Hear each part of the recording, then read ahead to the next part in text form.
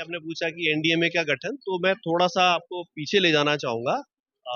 अगर हम late 90s की बात करें, तो तब हमने डिज़ास्टर मैनेजमेंट में काफ़ी सारे इवेंट्स हमने देखे हैं, ऑब्ज़र्व करे हैं। जैसे कि हमने 99 में उड़ीसा सुपर साइक्लोन हमने फेस किया, जिसमें हज़ारों लोगों की जानें गई थी, ऑफ़िशियली मोर देन 10,000। उसके बाद 2001 में हमने भुज अर्थक्वेक देखा, 26 जनवरी 2001। तो उसमें भी काफ़ी सारे बच्चों की और काफ़ी सारे पेरेंट्स और कम्युनिटीज़ की काफ़ी उसमें जानें गई थी। और उसके बाद 2004 में जो सुनामी अर्थक्वेक आया था, that was another triggering point, 26 दिसंबर 2004। तो उसमें भी काफ़ी हज़ारों लोगों की जानें गई थी।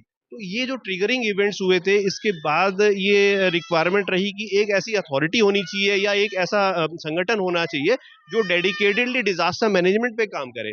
इससे पहले जो डिज़ास्टर मैनेजमेंट था, वो उसका थोड़ा-सा स्वरूप थोड़ा अलग था। तो हमारा जो एक अप्रोच था, वो थोड़ा रिलीफ सेंट्रिक आप कह सकते हैं, या रिस्पॉन्स सेंट्रिक कह सकते हैं, बिकॉज़ उस टाइम ये जो डिज़ास्टर मैनेजमेंट था अप टू 2001, ये एग्रीकल्चर मिनिस्ट्री के अंदर आता था।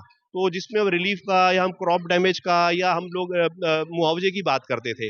लेकिन उसके बाद से 2004 के बाद से जब ये सुनामी भी आया और 2-3 और इवेंट्स हुए बैक टू बैक, उसके बाद 2005 में, ये 2005 में जो ट्रिगरिंग हुआ कि एनडीएमए का गठन हुआ, वो हमारे एक्ट के साथ हुआ। डिजास्टर मैनेजमेंट एक्ट भी हमारा 2005 में आया।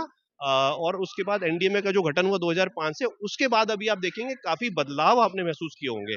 सर, मैं आपसे पूछना चाहूँगी कि इमरजेंसी सिचुएशन में आप लोगों के पास क्या बैकअप प्लान्स क्या होते हैं? देखिए, उसके लिए भी हमारे पास काफ़ी सारे गाइडलाइंस हैं, स्टैंडर्ड ऑपरेटिंग प्रोसीजर्स हैं, और हमारा जो कोऑर्डिनेशन होता है, जिसका हमारा कोऑर्डिनेशन एनडीआरएफ के साथ भी होता है और हमारे स्टेट एजेंसीज के साथ भी होता है। तो बैकअप भी एक्चुअली इस तरीके से हम लोग लेके चलते हैं कि कहाँ-कहाँ हमें शेल्टर्स, वो डिपेंडिंग अपॉन कि आपका कौन-सा सिचुएशन है। फ्लड के लिए अलग हो सकता है, केमिकल डिज़ास्टर के लिए अलग हो सकता है, बट हमारा कोशिश वही रहता है कि जैसी-जैसी सिचुएशन है, उसके अकॉर्डिंगली अपने आप को अडॉप्ट करना और स्टेट्स को, डिस्ट्रिक्ट अथॉरिटीज़ को प्रिपेयर करना।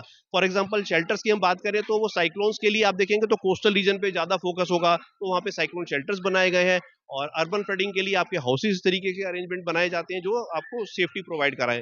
और स्कूल सेफ्टी है, तो उसमें स्कूल्स में भी आपको आप देख सकते हैं कि वहाँ पे भी हम कई बार रिहेबिलिटेशन का काम करते हैं, डिपेंडिंग अपॉन द सिचुएशन। उसके अकॉर्डिंगली अपने आप को अडॉप्ट करना रहता है। और जहाँ जहाँ हम केमिकल इंडस्ट्रियल क्लस्टर्स देखते हैं, तो उसके आसपास भी शेल्टर्स वगैरह आइडेंटिफाई करके रखे जाते हैं। तो और जिस तरीके से सिचुएशन होती है, कोई गैस लीकेज है, तो उस केस में हमें उस डायरेक्शन में इवैक्यूएशन कराना चाहिए जो सेफ हो। तो ये सब बेसिक चीजें होती हैं जिनके ध्यान में रखते हैं हम अपने आप को अडॉप्ट करते हैं और कम्युनिकेट करते हैं।